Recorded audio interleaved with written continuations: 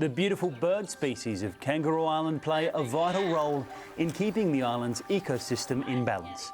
Now they need our help. Supporting the environment can be as simple as cleaning up rubbish.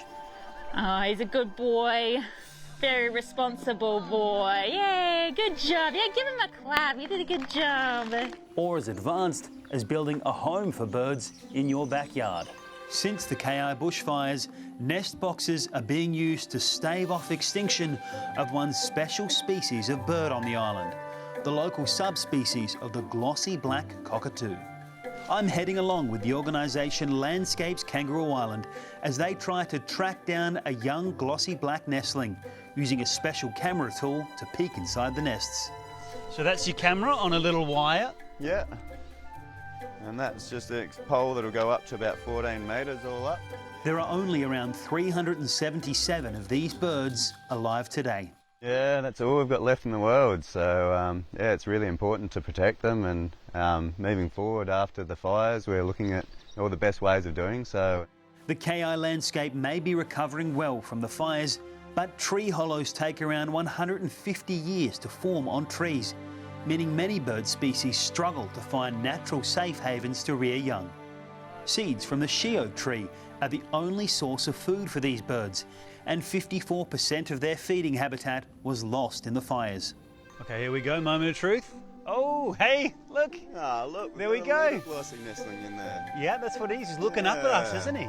So that looks like about a 3 or 4 week old nestling in there, which you can see the feathers are just starting to come back out through now, and yeah, it's starting to lose a little bit of the down around the face. And so this is one of about 400 birds in the world. Yeah, it's a pretty privileged thing that we get to see here, so yeah, it's a really important thing to preserve these little guys. This bird is too young to be tagged, but tagging them is the best way to monitor the species, and that means these field workers need to get much closer. Yep.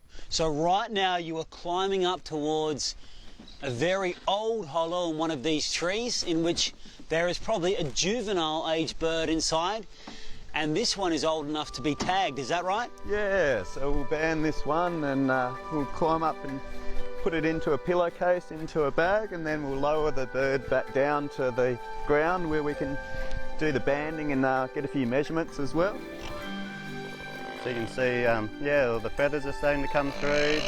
Underneath the shoulder, it's quite a yellow and a little bit of orange coloration, which gives us a good indication that it's a female. Finally, a band is put on her leg, which will help the researchers know if she can manage to survive the first year of her life. So about half of the birds will make it through to this banding stage, and there's about half of the birds that we actually band will survive their first year. Bird enthusiasts hope to find this glossy black subspecies thriving on the mainland one day. 2 colonies would mean better odds of survival.